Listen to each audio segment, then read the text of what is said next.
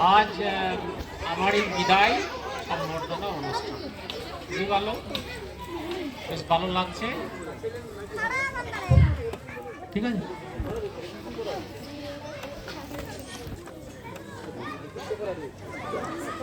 খুবই ভালো লাগছে যে কারণে এই মহান সৃষ্টির সমস্ত সৃষ্টি চোখের সামনে দেখতে পাওয়ার জন্য।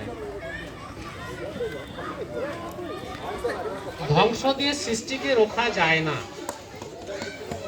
হাজার ধ্বংস লীলার মধ্যেও সৃষ্টিকে কখনোই রুখে রাখা যায় না।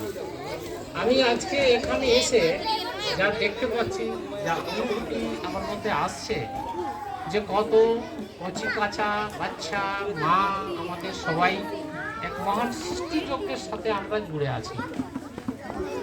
আমার আগে যারা বলেছেন, আমার স্মৃতিচারণা করতে গিয়ে আলোচনা করতে গিয়ে তারা অনেক কথাই আলোচনা করেছেন, তাদের সেই আলোচনা তো সঠিক সহমত দিয়েই আমি বলছি, এই শিক্ষকতার জীবন যখন শুরু করি, পথ চলতে চলতে চলতে যার কথা আমি কখনোই বলিনি, বারে বারে আমি সে কথা বলেছি অনেক জায়গাতে, তিনি আমার আগে যিনি ছিলেন শ্রদ্ধেয় আমার কাকা, পিতৃতুল্য মানুষ, আমার বাবার অত্যন্ত কাছের বন্ধু মানুষ, এই বিদ্যালয়ের প্রধান শিক্ষক অলোক রঞ্জন ব্যানার্জি মশাই।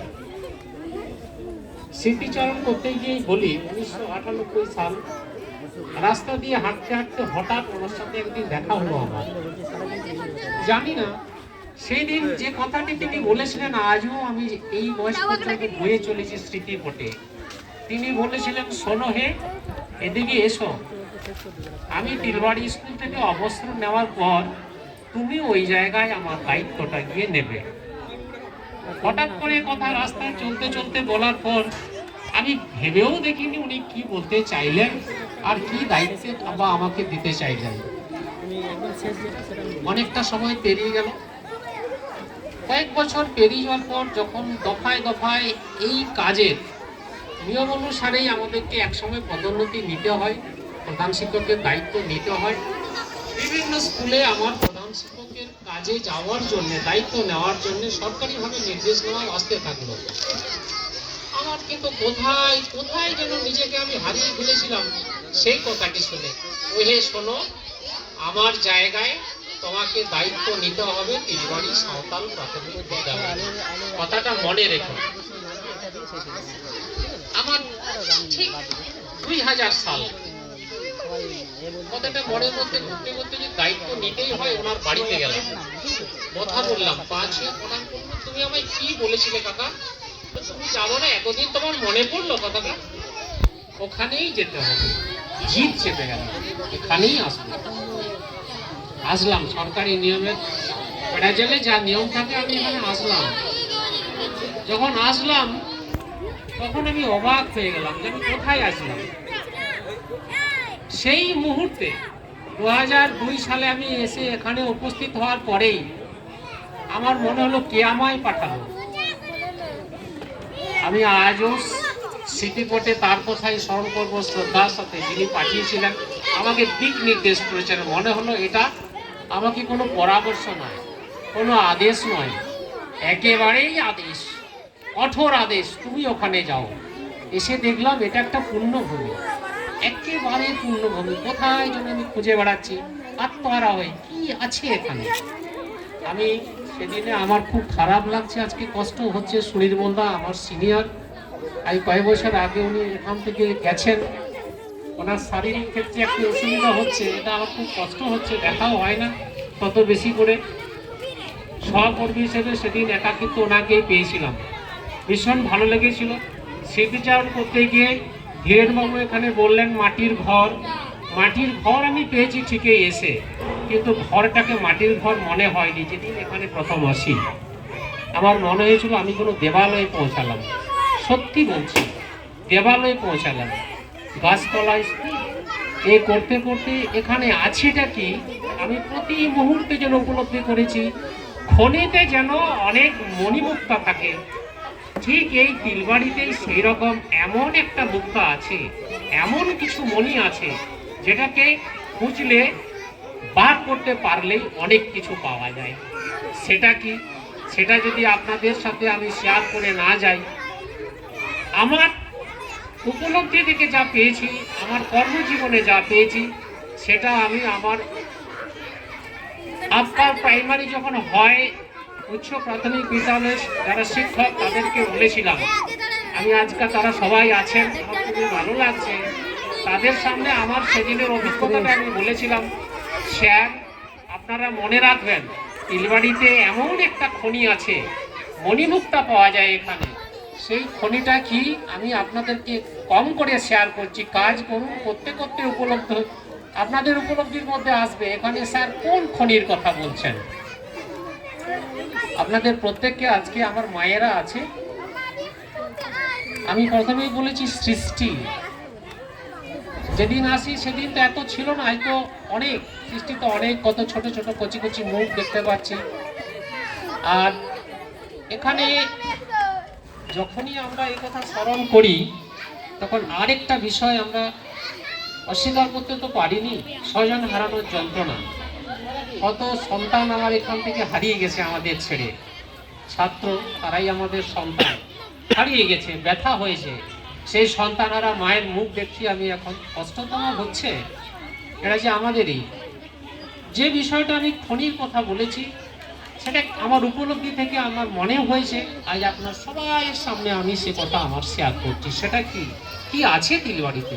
আমরা তো কর্মসূত্রে চাকুরি জীবনের অনেক নিয়মের গণ্ডি পার হতে হতে বিভিন্ন জায়গায় আমরা যাই, এই তিলবাড়িতে আছে কি?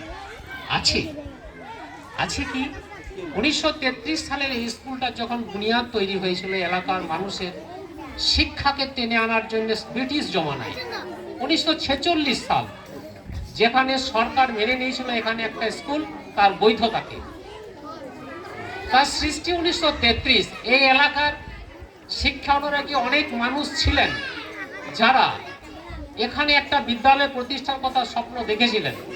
সেই ব্রিটিশ জমানা থেকে তারা তিল তিল করে তাদের মেহনত, তাদের কষ্ট, তাদের যন্ত্রণা সব কিছু উজাড় করে দিয়ে তারা এখানে বিদ্যালয় প্রতিষ্ঠা করেছিলেন, যা স্বাধীনতার আগেই 1946 সালে এই স্কুল স্বীকৃতি দিতে ব্রিটিশ সরকার বাধ্য হয়েছিল।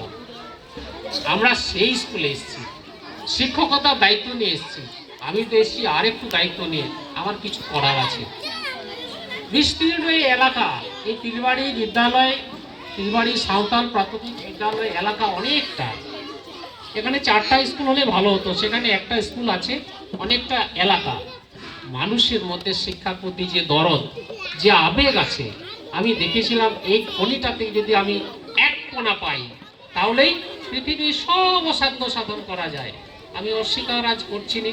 আমার সামনে ধীরেনবাবু আছেন, আমি স্কুলের অবসর গ্রহণ করেছি, শক্তিবাবু আছেন, শরীর মন্দা আমার তো একেবারেই সেই রকম একজন সহকর্মী, যাকে পেয়ে আমি এতটাই উপকার পেয়েছি, এতটাই নিজেকে ধন্য মনে করেছি এবং এতটাই নিজে সমৃদ্ধ হয়েছি যে সে কথা যতই বলি সেটাকে কম বলা হয়। আরেকটা বিষয়, যে যেখানেই বললাম খনি, সত্যি তো খনি আছে এখানে, মানুষের শিক্ষার প্রতি এতটাই দরদ। আমি আজকে আর সেই সমস্ত অভিভাবকদের কথা একটু শেয়ার করে বলি, এটা সব স্কুল এরকম আমরা পাই এমনটা নয়। এখানের অভিভাবক 1 থেকে 100 পর্যন্ত সবাই এক কথা দৃঢ়তার সাথেই বলেন, স্যার সরকারি নিয়ম তো অনেকই আছে, স্যার কখন আসবেন, স্যার কখন যাবেন, কখন তিনি স্যালারি পাবেন, এ তো সরকারি বিধিবদ্ধ ব্যবস্থার মধ্যে আছে স্যার। এটা তো আমাদের জানার বিষয় নয়, এটা আমাদের চর্চার বিষয় নয়, এটা আমাদের আলোচনার বিষয় নয়। আমরা শুধু এটাই মনে করি স্যার আসলেন, আর স্যার হৃদয় দিয়ে, অন্তর দিয়ে আমার সন্তানগুলি, পাঠানোর সন্তানগুলি সেবা করছেন, তিনি শিক্ষা দান করছেন আমাদের কাছে, স্যার এটাই অনেক।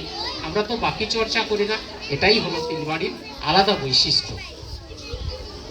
এখানে যখনই মানুষের শিক্ষা সংক্রান্ত কোনো বিষয়ে কোনো সাধারণ নোটিশও তারা এতটা একাগ্রতার সাথে, আন্তরিকতার সাথে, এত আন্তরিকভাবে উদ্যোগ নিয়েছে, যা আমাদেরকে পথ চলায় দারুণভাবে সহযোগিতা করেছে। আরেকটা কথা, আপনারা অনেকে এখানে শিক্ষক আছেন, আমরা অবসর নিলাম। এই সমাজ ব্যবস্থায় আমার উপলব্ধি এটুকুই হয়েছে, শিক্ষা থেকে উপলব্ধই হোক আর দৈনন্দিন জীবন থেকে উপলব্ধ হোক। আমি আপনাদের সাথে এই কথাটা সবার সাথে শেয়ার করব। এই সমাজ ব্যবস্থায় সবার ভুল করা চলে, সবার ভুল করা চলে, সব ভুলটাই ক্ষমার যোগ্য। কার ভুল করে না চলে না স্যার? একজন, এই সমাজের মধ্যে একজন মানুষের ভুলটা করা চলে না। তিনি কে? তিনি শিক্ষক। এই সমাজের সবার ভুল ক্ষমাযোগ্য, কিন্তু শিক্ষকের কোনো ভুল ক্ষমাযোগ্য নয়। অর্থাৎ শিক্ষক কোনো অবস্থাতেই ভুল করবেন না। এটাই হলো আমাদের মূল বিষয়। শিক্ষকরা ভুল করবেন না। বিষয়বস্তুর জ্ঞান তার না থাকতে পারে, সে ব্যাপারে সবার সব জ্ঞান থাকবে এমনটা নয়, কিন্তু শিক্ষকের যে একটা সামাজিক ভুল হওয়া চলবে না। আমরা এই জায়গা থেকে দৃঢ়তার সাথে যে মণিমুক্তাটিকে আমরা খনি থেকে তুলে আনতে পেরেছি, আপনারা যারা রয়ে গেলেন তারাও সেই মুক্তাটি খুঁজে বেড়াবেন, দেখবেন এখানে সব কিছুই আছে, সব কিছু আছে, কি নেই, সব কিছুই আছে। সেটাই হবে আগামী দিনে পথ চলার ক্ষেত্রে আপনাদের আরো বেশি একটা মজবুত ব্যবস্থা। আশা করি আপনারা যারা এখন আছেন, যুগ পরিবর্তনের সাথে সাথে সব কিছুই পরিবর্তন হবে। আমাদের বেদনা হয় সেটুকু আমি বললাম আপনাদেরকে, যে সন্তান হারানোর বেদনা, এখানে তো অনেকেই আছেন। আবার পৃথিবীর নিয়ম অনুসারে এই সময়, এই নিয়ম অনুসারে, সৃষ্টির নিয়ম অনুসারে অনেক কিছুই আসবে, অনেক কিছুই যাবে, এটাও ঠিক। আর ওই তো সৃষ্টি আমাদের সব কিছু উজাড় করে দিচ্ছে, আমরা তার মধ্যে নিজেদেরকে নিয়ে থাকবো। আরেকটা বিষয়, সরকারি বিধিবদ্ধ ব্যবস্থার মধ্যে যা চালু আছে তার সাথে যারা যুক্ত, আমি অত্যন্ত আনন্দের সাথে, গর্বের সাথে, হৃদয়ের সাথে বলতে চাই, আমার মায়েরা যারা এখানে আছেন, যারা মায়েরা আছেন, তারা